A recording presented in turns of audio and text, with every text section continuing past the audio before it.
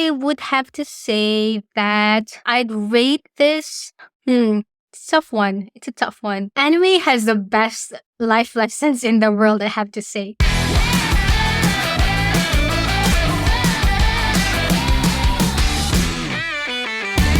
Hello there, and welcome to the Nerdy Fans Podcast, the place for binge watchers and anime nerds that are young at heart. If you're a millennial like me who still watches anime till this day, then this podcast is for you. And I'm your host for today. My co host Ray is not here at the moment, but I'm going to talk about a topic very close to my heart, and that is Rurouni Kenshin. One of our subscribers has asked us a content about Rurouni Kenshin and asked, why is Kenshin my childhood hero? I'm gonna tackle that one today, but before we do that, I wanted to do a tiered list of the Rurouni Kenshin iconic opening and ending songs. Back in the day when there's still no skip intro, you watch the opening and ending songs all throughout and you listen to them, and it becomes part of your life. It becomes part of your journey in watching the anime. Right now, because of that skip intro feature, I tend to not watch the whole opening song anymore. Although if the song is such a bop, then of course I will finish the whole sequence. But that's what I found these days. It's either I'm becoming too lazy or too impatient to finish the whole song, or I'm just becoming too old. But there are still a lot of good anime opening and ending songs out there. Even the latest Rurouni Kenshin remake opening song is such a bop. And yes, I really liked it. But for now, we're going to talk about the 90s Rurouni Kenshin opening and ending songs. And this is going to be a tiered list type, which is based on my taste, I'd say. And of course, I know a lot of people would have different opinions, but this is just my take on it. So, yes, let's start with the list that I have here, and I'm going to show the screen. So, if you are listening to the audio version, I will be playing the songs on Spotify. And then, of course, for the YouTube version, I don't think I can do that because of copyright stuff. So if you're listening on YouTube, I am sharing my screen right now, and I'll try my very best to describe the song that we are going to talk about and share my experience about this song, how I feel about this song, and why I rated it whichever I rate it now. However, please note that this isn't really, if I rate a song on the D level, of course, it doesn't mean that it's really, really bad. It's just not that it's not my type of song, or other songs would have been or are better, So please keep that in mind. So let's start with opening song number 2. And the second opening song is actually One Half by Makoto Kawamoto.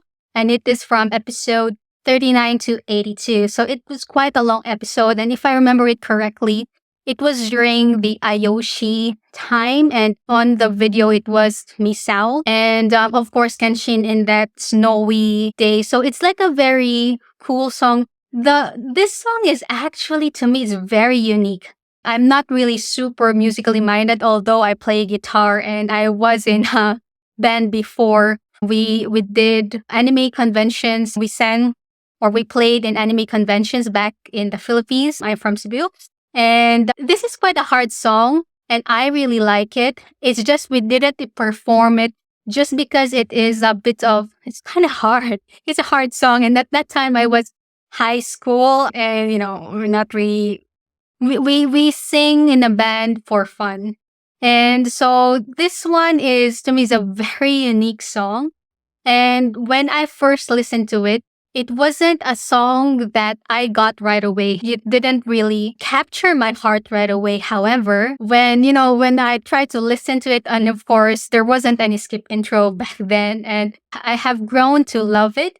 And really, it became one of my favorites. And that's why I'm going to rate this as class S for me.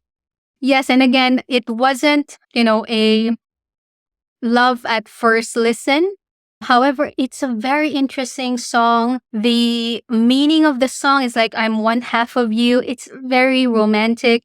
And what I love about it is the sequence. So it starts with 생각 니미며 빛어 죽겠다 달기 심했다 기억할 셈니다 가라다 잡아나는 너가의 철선한 so it starts like that.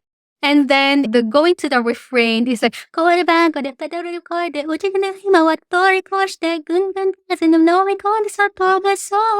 it's very hard. It was of course I don't speak Japanese and I might have blabbering incorrect things, but back then I used to really listen and sing them. I just don't have my lyrics here with me, but I sang it from memory.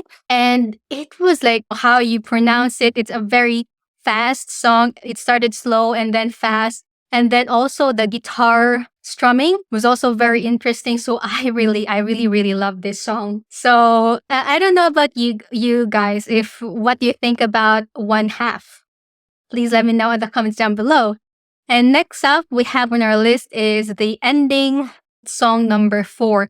And that is the Fourth Avenue Cafe by Lark and Shell from episode 39 to 42. That isn't that long. I remember it to be a bit longer though. I wonder. Yes, this is the Kisetsuwa.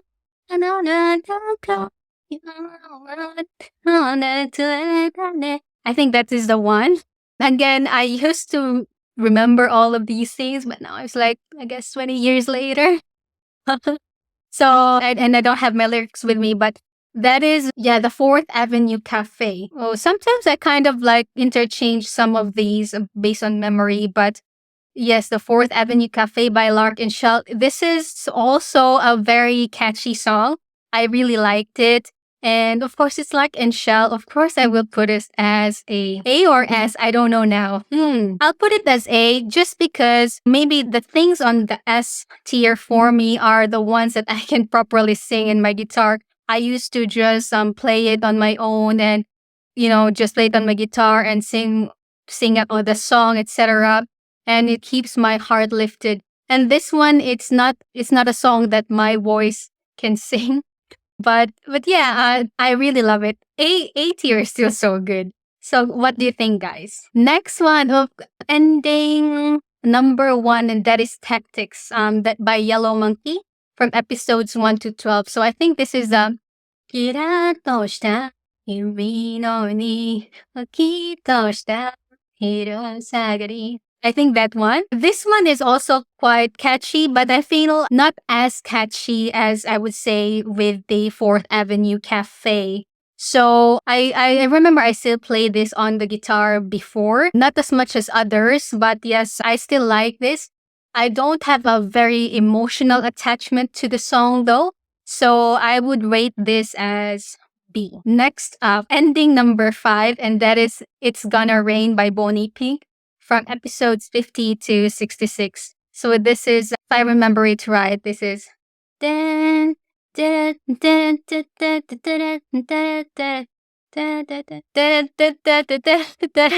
that one. This wasn't a love at first listen to me. It took me some time to kind of relate to the song because at that time when I was younger, I was more into these rock, punk rock type of, that was an era for me.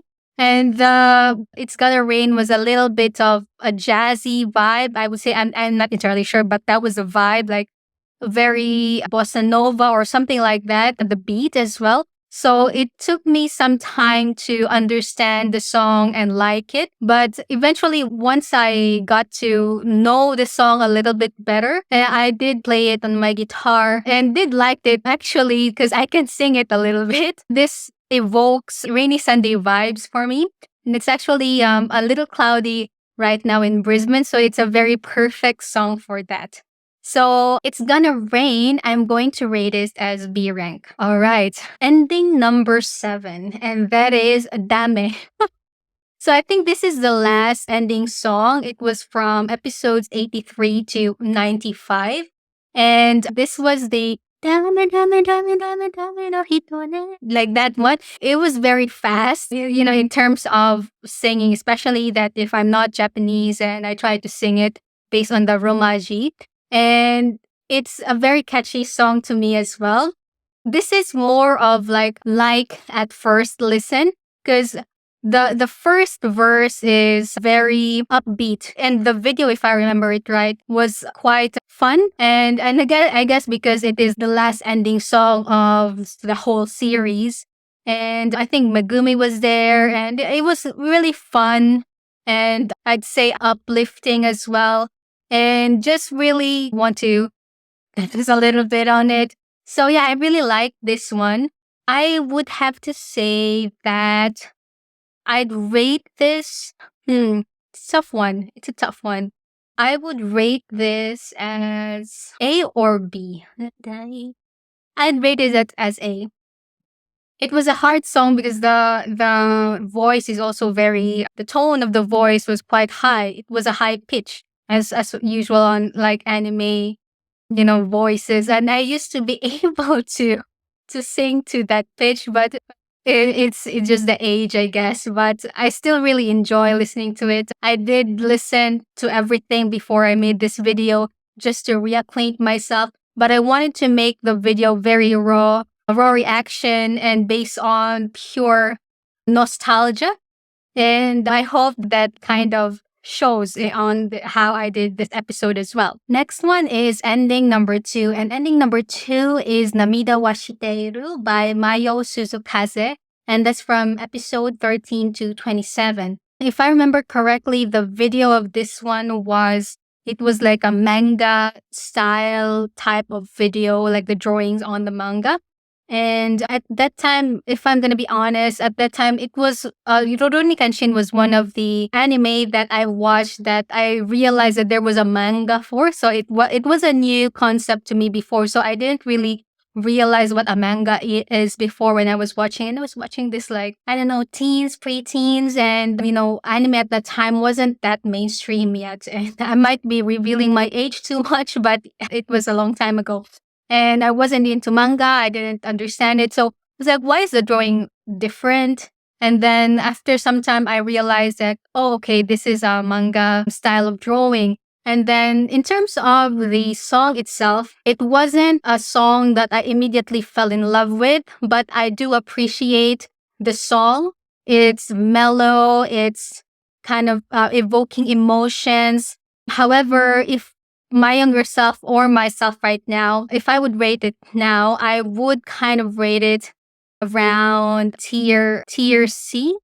Not because it is a bad song. It's not at all. It's just not my vibe. And the song is really mellow in a sense that you want to listen to it in a very calming Sunday weekend afternoon or even nighttime, winding for bed. It's very nostalgic, I would say, especially if you've listened to the song way back in the day. And yes, it's really nice, but it's not the vibe that I usually go for. Although I would still listen to the whole song any time of the day. So yeah, and next up we will have ending number 3, and that is Heart of Sword, TM Revolution. So that's from episode 28 to 38. And 43 to 49. I can't remember whether there was kind of a shift there, but anyhow. So Heart of Sword would be the ding, ding, ding. It's kind of like the song starts like in a techno kind of thing. It's not techno, technically, yeah, I'm not sure. But it has that synth. Ding, ding, ding, ding, ding, ding, ding, ding, ding, ding, like that. And again, it wasn't something that I really like in the first listen. However, just based on the intro, however, when TM Revolution was singing it, he has such a beautiful voice. It made me fall in love with the song. So, but the type of the song is because like the synth, it wasn't my vibe back then. But it's because of the performance of the singer made me really, really like the song. And when I tried to play it on my guitar, it wasn't as good as with the synth, but I tried to do an acoustic version of it. But again, my voice is not suited to the song. But I still really love the song. And I would rate this as tier B for me. The next one is opening one, of course. The iconic Subakasu by Judy and Mary. This is from episode 1 to 38.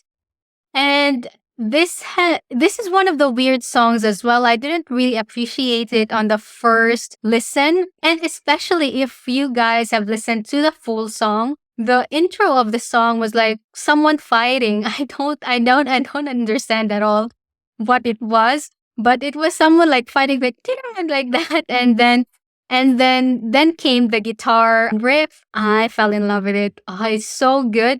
Again, it's one of the more artistic songs that I've listened in Rurouni Kenshin songs, and even like as a whole. I haven't listened to a song with this type of guitar play. I don't know, like it's really different. That even the transition from the first verse to the refrain or chorus, it was different because it's like "Dakiran beta sabaka subachoto hito na drishter to make you want totsu hebi wakoi gatani kagusato wish me together." So that's the first verse, right? And then when it went to the chorus, like "Oh Marie, kin sora keja Sukado.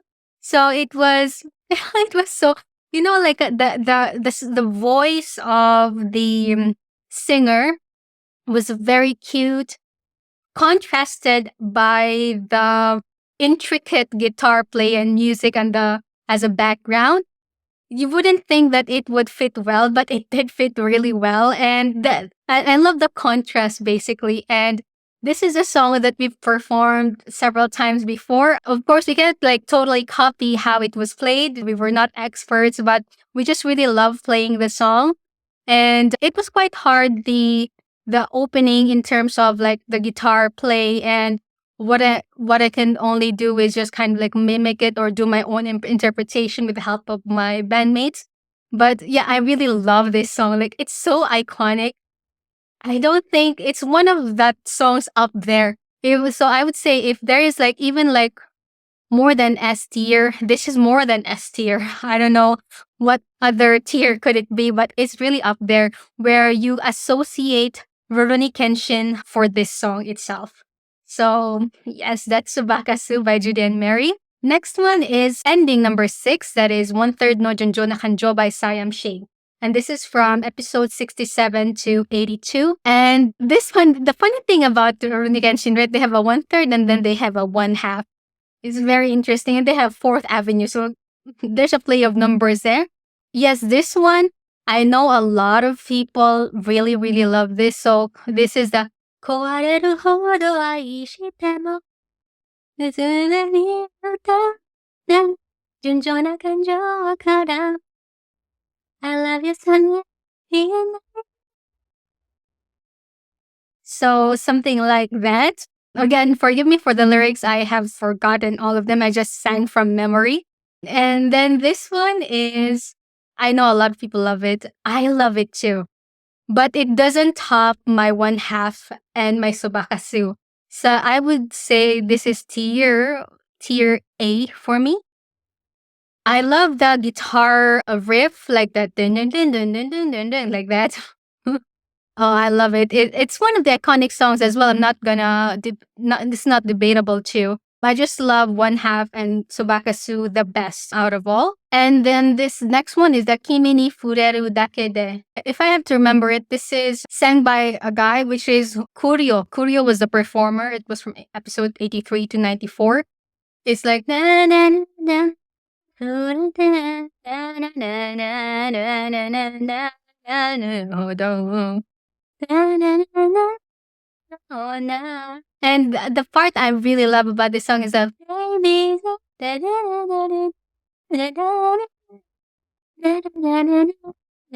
that part. I really, really love that part. But apparently, not a lot of people know this opening song, maybe because it's overshadowed by the first and the second opening song. But I also really love this. And again, it's a very romantic song for me. The vibe, especially the part that I mentioned about, I don't know if it's a refrain or pre-chorus. And Yeah, I really love this too. And I would go for A tier for this one. So there you have it, fellow nerdy fans. This is my tiered list of the Rurouni Kenshin 90s version. And I hope I didn't offend you on anything I have rated. But please let me know what you think about those songs as well. If you would have rated them, let me know your ratings on the comments down below. And now we move on to, of course, the one of the meat of this episode is again our lovely subscriber who has asked us the question on why Kenshin is my childhood hero. So to give you a backstory, this happened during high school. So I kind of like I was late in the anime game back then, but not too late in a sense that it was too late that I couldn't really watch and it was like I am already in my adult life. But I was in my teenage life. And then back then, high school is to me, overall, it was a very good time in my life, despite having had to deal with challenges like bullying and, of course, the lack of self confidence. And I'd say I am an introverted person. I don't know if it comes across on the video, but I do consider myself as an introvert. And because I was bullied, and if you're an introvert and you're bullied, your defense mechanism is being more of a hermit rather than being outgoing. You become less outgoing than you already are in that point because of that bullying. And so that bullying in high school, it wasn't, I would say it wasn't really physical bullying, but more on emotional bullying or like, calling names and such. And I don't know if I mentioned this on other episodes or I might have, but eventually I realized that bullying is the people who are bullying you are actually people who are not self confident or people who are actually insecure of themselves and then they reflect it to you. That's eventually how I realized it. But of course, when you are during your high school, you wouldn't really know, right? What is insecurity? What is that? And what is bullying itself? You just don't understand at that point. And then so of course I turned inwards rather than outwards. And then eventually I was like watching a lot of TV and then I stumbled across Rurouni Kenshin, and that's how I got acquainted with the anime. And when I watched the anime, it was so inspiring to me. Like I got so really inspired with the characters, with the lessons that the anime has imparted on me. And then that actually helped me cope with the bullying and helped me be myself again or find myself again and become more a little bit more confident with myself. And actually, it also helped me veer away or not think too much about that person who was bullying me. And at that time, I had only myself. I didn't have much friends. So once I delved into anime world and it was only myself like watching anime and such. And I gotten to know myself, what things that I liked more, what topics that I prefer, and essentially finding myself, finding my feet, understanding myself, and loving myself as well. Because when you're bullied, sometimes you kind of listen to those name calling, and eventually you would think yourself as how they called you, but actually it's not. It's actually their own thinking, and it's not about you. So I guess the learnings from that is if you are bullied, especially if you're a woman or a girl. I can't speak a lot for boys, but maybe as well, maybe for other genders or stuff. But especially if you haven't done wrong to anyone and they just bully you for no good reason, it's actually their own insecurities that they are projecting on you. And they are so insecure about themselves that they kind of deflect it to you. Maybe they are envious of you and they want to ruin you just for the sake of because they are envious of you. So it kind of like veered away my thinking and I got less depressed and eventually learned to love myself because of the anime. I know it's like weird, like, oh, how did you learn to love yourself when you just watch anime? But trust me, if you are an anime fan, anime has the best life lessons in the world, I have to say. So yeah, I watched Rurouni Kenshin, and the reason how it got me back on my feet is because the love for martial arts. I was so enamored with martial arts, the practice, the mental strength that it provided the practitioner. Then I tried to find a martial arts class back then. And back in the day, it wasn't common in the Philippines, but I was very lucky to be able to find a good kendo Kenjutsu school. And I started attending that school, and then they did teach the Kenjutsu. Then there's another class after that Kenjutsu class, Aikido. And then I both practiced Kenjutsu and Aikido back then. And I can't really imagine how it changed my life for the better. It was such a great lesson for me. It's such a great eye opening experience because martial arts is not only physical, it really delves into emotional and mental and also psychological well being as well. And I've experienced this when I was in high school, but it's not that profound. Like I immediately was enlightened. It was such a long journey as well. By then, I learned the different martial arts and not only the techniques, but also I was able to get to know other people outside of school, and that also helped me again with confidence, etc., and loving myself. And there's another whole world out there. There are other people who are actually kind and who wants the best for me, like my sensei, my senpais. And it just started because I watch anime and I watch Rurouni Kenshin specifically. And so yes, that's the backstory there. And why Kenshin is my childhood hero, of course, the learnings that Kenshin has shown us throughout the series. He is very humble despite being very strong. And I've always think and realized that the strongest, the brightest, or whatever, those types of people, they're actually the people who don't flaunt it. So if someone is flaunting too much, I feel that they are actually not that strong. Again, they are trying to show you they are strong or trying to show you that they are the best, but they aren't actually. Again, that's just my opinion based on my learnings from Kenshin. And he projects that strength is from within. And of course, strength comes with life experiences because of the challenges that he had in the past. And I'm sure you fellow nerdy fans watching this channel or podcast, you know the iconic battle on the OVA when Kenshin was severely wounded and emotionally shattered. He faces the truth that, Tomoe, the woman he loves, was actually a spy who betrayed him, but her actions were driven by complex circumstances, right? So as death looms, Kenshin strikes a fatal blow only to realize that Tomoe sacrificed herself by stepping between him and their enemy, Enishi. In her final moments, she leaves a lasting mark on Kenshin, both physically and emotionally. Despite the pain she endured, Tomoe's sacrifice changes Kenshin profoundly. He eventually renounces his life of violence, becoming a wanderer committed to helping others without killing. His journey is marked by the X-shaped scar she carved into his cheek, a constant reminder of her love and sacrifice. And Kenshin's decision to continue fighting even after Tomoe's sacrifice reflects the complexities of war and the human condition. And no character, not even Kenshin, is perfect, which I love that the show really shows that Kenshin's not perfect even though he's strong, right? And again, that's a very good reminder to the audience, especially the kids watching the show.